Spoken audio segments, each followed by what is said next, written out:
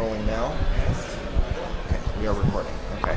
Thank you very much for your time again. Thank you. I am Zach Van Norman with Once Upon a Fan. We're here with Jane Espenson, one of the writers of Once Upon a Time, and now one of the also producers, I believe, on Once Upon a Time Wonderland. I'm a writer-producer on both shows. On both shows. Okay, There we go. Thank you. Sorry.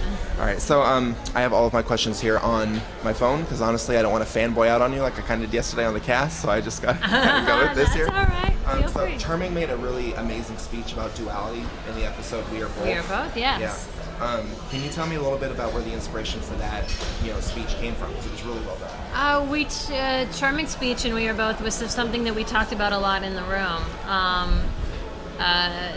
We were at a point in the season where we were really thinking about, like, the curse is broken, they know their fairy tale identities, everyone's going to be conflicted, and it was a thing. As soon as we started talking about that season in the room, we realized that was an issue we were going to have to address for ourselves and for the characters of, is Mary Margaret still Mary Margaret, or is she all Snow White all the time? And so once we sort of realized we had to address that, the speech came very naturally of, like, the right answer is that everything that you experience shapes who you are. So we are all both. We are all the different people that we are in different roles in our life. And it came very naturally. Okay, thank you. Tallahassee was another standout episode. Thank you. This season. It established a mystery for Emma, showing her love story with Neil, their story together, and the consequences for what that meant later on in Manhattan when Henry's parentage was revealed. Fantastic stuff. I love the symbolism of her watch, by the way, sliding down. It was like it was time for her to accept her destiny. I thought that was great. What is your take on Emma and what makes her stand out as a non-traditional kind of hero? Okay, you were talking about Tallahassee. I want to mention I co-wrote that episode with Christine Boylan. We had a fabulous time writing it. What makes Emma stand out as an unusual hero? As non-traditional. A non-traditional hero. Well, I think there's too few female heroes still, even after all this time since Buffy. She's she's very direct. She's very frank. She understands herself. She's comfortable with her strength. The one thing that's new to her is love. And she had sort of cut herself off from it all these years, but now she has Henry. And it took her what I thought was a really nicely, realistically long amount of time for her to sort of accept this new role as mother to Henry. And so I think that's an unusual take. We've sort of seen heroic, strong females, and we've sort of seen the maternal instinct strong female. But to see a woman who did not naturally fall into the maternal instinct and had to expand to make that part of her, that's something I think is very unusual, and I like that we handled that. Yeah, I love the way that you handle it. I'm an ugly duckling fan myself, so she's my favorite character. So. Nice. The Miller's Daughter, obviously, is another episode that blew all of us away and ended with Cora's death, which I thought it was really sad when it happened because she finally loved Regina in that moment, and then taken it was away. Done. It was all done. We do that on purpose. Of course. It always has to be almost so close. Regina was so close to having a happy ending with her mother. Right, exactly. And then the history between Rumpel and Cora in that episode was fascinating to watch also. It went against some of the traditions of the normal story, like Rumpel revealing his name kind of immediately. Right, yeah. It seems like there's more history between them to be revealed later from their past. Is that something that you have plotted out in your head, even if not on paper yet? More history between Rumpel and Cora in the past. What we like to do is we like to leave spaces that we can go in and fill in later. And no, we don't usually know exactly what we want to fill into those spaces because you never know what's going to come up, what point we're going to want to elucidate with that story. So we like to keep it loose enough that we don't get locked in to a way of thinking about the characters because the characters evolve.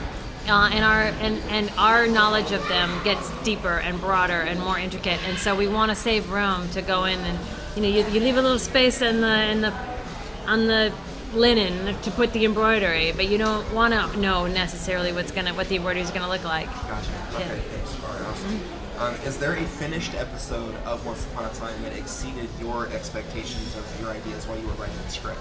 I think Skin Deep really exceeded my expectations. I knew that I was going to love it. I love writing romance. That's one of the reasons that I was very excited about doing Husbands was that I felt that there wasn't a romantic comedy about a same-sex couple, and it's like this is perfect. So I approached Skin Deep with that exact same attitude about let's make this odd couple into a romantic comedy, or not necessarily comedy, a romance for once. And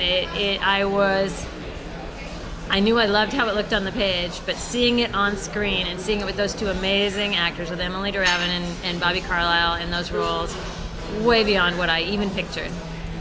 I would have to say the same for us. That was one of the moments that was, I think, sold me into the show 100%, Nice. 110%. But so my next question would be, what is the greatest challenge of working on such a fast-paced show like Spotify? I think the greatest challenge is that unusual structure where the stories are told in two places or two time periods at once, and so you can't just say like, oh well, the story in the past is going to give them a revelation that then will inform all their actions in the present. You can't. It's not as easy as it sounds because you won't know the end of the story in the past until you're almost at the end of the story in the present. So making them talk to each other is very, very challenging. Okay, keeping the parallels up between the two different timelines. Yeah, Right. yeah. Okay, cool. What is your favorite fairy tale and my favorite one? I've got great fondness for Rapunzel just because it's such a great concept. I'm going to go with Rapunzel. Rapunzel? Awesome. Yeah. Okay. What other literary characters would you like to write for, given the chance? Fairy tale character or not? Oh, I would love to write something for Lizzie and Darcy from Pride and Prejudice. My favorite couple. I would love to write like some of the Shakespearean characters, like Puck. I think there are some great, memorable literary characters. Mowgli from Jungle Book. Like, there's a lot of characters that I feel would fit in the Once Upon a Time universe that we haven't even. People ask, are you going to run out of characters? Look at what's still out there that we haven't even touched. Yeah. Okay. And then also things that are not related to Once Upon a Time. You wrote an episode of Star Trek Deep Space Nine. I did, Accession. Which centered around Sisko's struggle to accept his destiny as the emissary. Right. Actually, kind of a little bit Once Upon a Time, I suppose. It reminded me of Emma's struggle to kind of accept her destiny as the savior. Oh, Why does yeah. the hero's journey appeal to you personally? I think all of our lives. I mean, there's a reason that stories tend to have that structure of like the person defining a goal for themselves and stepping into their own heroism, because that's the pattern we all live our lives in, is we decide what our life is going to be about. The world doesn't give you a purpose. I don't believe that we are all born with a reason to be here. I don't believe everything happens for a reason. I think we are put here and we have to find that reason. And we have to decide what's important to us and not take rules that anyone else hands to us. And so I think we're all on a hero's journey, and I think that's why that speaks not just to me, but to everybody. That is a fantastic answer. Thank you. Okay. Thank you. I thought that was all right. That is really good.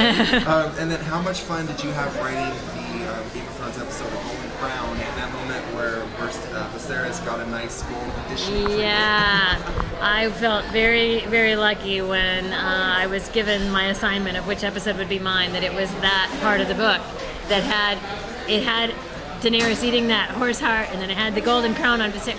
Like, oh my God, that was my favorite moment from the book, and then I got to put it in script form. And it was that easy. It was as easy as taking the book and putting it in script form, because George R.R. Martin is a genius. Awesome. Well, that is all my questions for you, Jane Espenson. Excellent. So I Thank appreciate you. your time today. All right, guys, that is it for us with Once Upon a Fan. That's our interview with Jane Espenson. You saw it here at Comic-Con first.